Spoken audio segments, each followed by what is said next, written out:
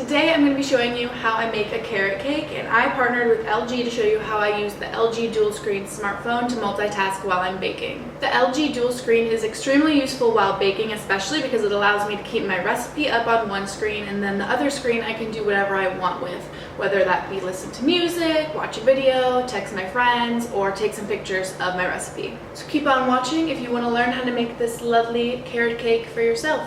Okay, so we're gonna grate 2 cups of carrots, so just use a coarse box grater. So 2 cups of grated carrots is 260 grams, so I'm gonna use my scale to weigh it out just to make sure it's more accurate.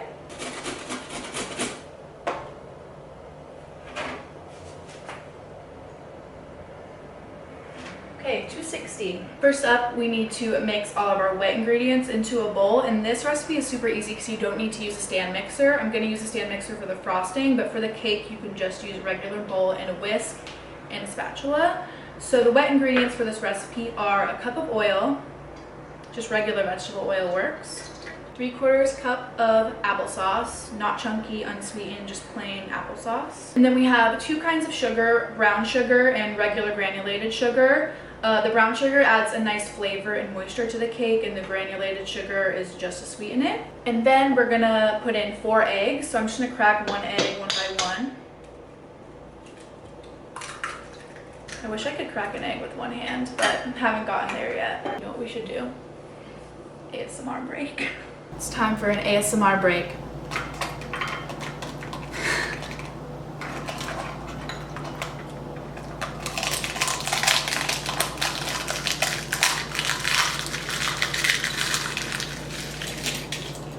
So this recipe calls for a teaspoon of vanilla extract, but I'm actually going to use vanilla bean paste because I think it produces a richer flavor because it uses the whole bean. And this will be especially important during the frosting because you'll be able to see those nice vanilla bean specks all throughout the frosting. But I don't know the conversion between vanilla extract and vanilla bean paste, so I'm going to look that up on the phone right now.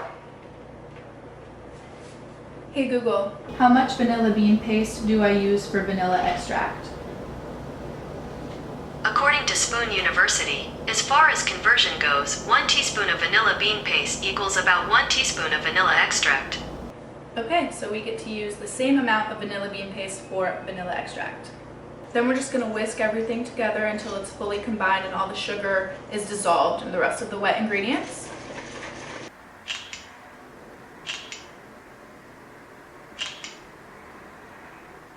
Now we're ready to work with our dry ingredients. So I have 2.5 cups of regular all-purpose flour here, and to that I'm going to add all of our spices and leavening ingredients.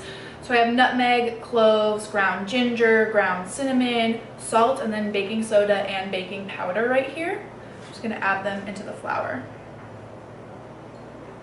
So now we're going to add our wet ingredients into our dry ingredients, and this is where you want a rubber spatula so you can scrape the bowl. And then you're just going to fold the dry ingredients into the wet ingredients. So now we're going to add all of the carrots that we grated. Just fold those in.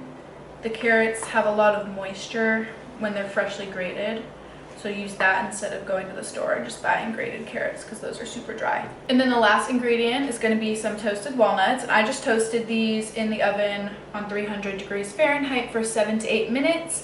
And half of these are going to be a garnish and the other half are going to go into the cake right now. So I'm just going to add half. Eyeball it because that's fine. Now we're ready to pour the batter into the pans and bake. This recipe makes 3 9-inch layers or 1 9x13 cake. I'm actually doing it a little bit differently and doing 2 8-inch layers and 1 9-inch layer so I could have some to eat myself, but that's just me. Make sure you line and grease your baking pans. I like to use baking spray and parchment paper. So these are going to bake for 20 to 24 minutes in the 350 degree oven. So I'm going to bring them to the oven right now. Hey Google, set a timer for 20 minutes. Now the cakes are done, and I'm just gonna let these cool while we make the frosting. So the frosting is just a cream cheese frosting. It comes together super quickly. You're just gonna need 2 blocks of softened cream cheese. I just put these out this morning, and then 1 stick of butter, and then a bunch of powdered sugar and other stuff. But we're gonna start with the wet ingredients, which is the cream cheese and the butter.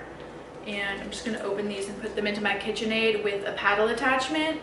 I like it better than doing it by hand because you really want frosting to be super smooth. And then you're just gonna beat these on a medium speed for about 2 minutes until it's super creamy and everything's mixed together. And then we're gonna add in 4.5 cups of powdered sugar. And I like to do this 1 cup at a time. This is the 3rd cup, just because if you put too much powders in the KitchenAid, it tends to kind of make an explosion. So I'm just do a little bit at a time at a low speed. And then the other ingredients are a pinch of salt,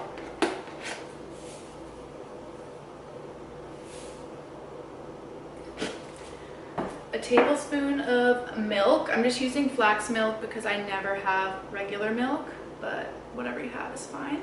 And then lastly is the vanilla bean paste again, and you're using a half a tablespoon for this one, so it's a lot more than in the cake. And you'll be able to see those nice little vanilla bean specks throughout the frosting. Okay, so now we're ready to decorate the cake. I have this one that's going to be a 2-layer, and then this one over here that is going to be just a single layer, kind of like a sheet cake, just because this is for work and I wanted to have some for myself too. And then I have like the walnuts that we're going to be decorating with, and some sprinkles and some little glasses that I think are fun and fresh and cute, and candy corn because it is fall after all and I love candy corn. And if you don't like candy corn, don't talk to me. So I'm gonna make this cake kind of more rustic, and it's not gonna be perfect in any way, so I'm kind of just gonna put frosting on top of this layer. And I put the side that it was baked on the bottom so it's flat and doesn't move around. I'm just gonna use a thick layer because this is gonna be a layer cake, so you need that nice separation between the layers. You could use an offset spatula or a straight spatula. And because this is the middle layer, it doesn't need to be perfect. I just have it on this little turntable and spread it that way. You just want it to be as even as possible so your cake has a nice structure. But because this is only 2 layers, I feel like it's not too big of a deal. But when you start getting to 3 or 4 layers, then it's a bigger deal. Then for the top layer, you're gonna flip this cake upside down so the flat bottom is on the top, so it makes a straight cake. So I'm just gonna do that now and hope for the best. But these cakes have been cooling for a while, so usually it's not a problem. And straighten it out. Then I'm just gonna frost the entire thing, but I kind of don't mind if it looks kind of like a naked cake, because I think with a carrot cake that looks kind of cool and more rustic. So I'm just gonna put a bunch of frosting on the top and then smooth out everything as we go. I'm not gonna crumb coat this just because it's gonna have the nuts, and it doesn't really matter if the crumbs show, because you could just cover it with walnuts and decorations.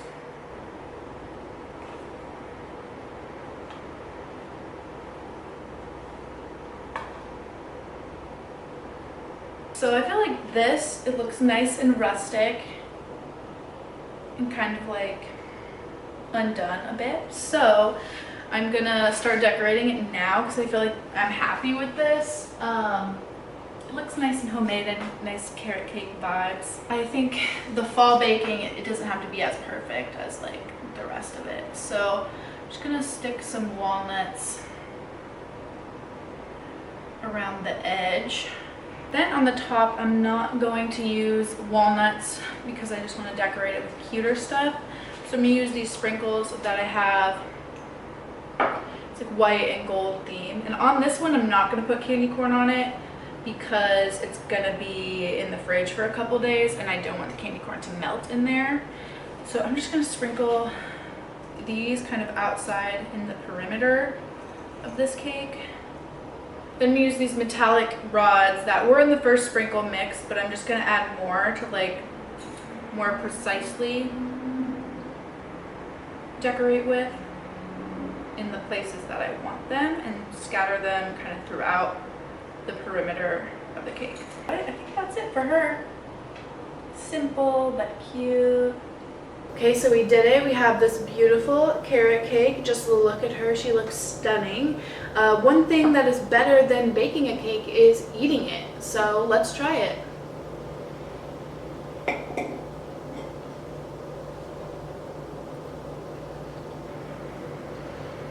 This carrot cake is so good. I honestly did not know if I would like carrot cake, but I do. Kind of just tastes like a nice spice cake, and the cream cheese frosting on top is so good with the vanilla bean. This vanilla bean frosting is going to replace any frosting that I would ever make for a cinnamon roll, because it would be perfect on top of a huge cinnamon roll or a bunch of baby cinnamon rolls. But it's amazing on top of this carrot cake too. It's super moist, the carrots are tender, you can't really tell, and then there's those little walnuts studded throughout that are super nice little surprise crunch. Really like this cake. I think it would be a good fall cake for you guys to make. And it couldn't have been easier to make thanks to the LG dual screen smartphone. Let me know in the comments what you guys would do with 2 screens. There's so many things that I didn't even cover in this video. You know, you could swipe on dating apps while you're baking. You could order food delivery while you're baking, because after all that baking, do you really want to cook dinner? Not really. But the fun doesn't just stop there, so comment below your ideas of what you would do with 2 screens, and I can't wait to read them and respond. So I'll see you guys in my next video, but for now I'm going to eat the rest of this cake. Bye!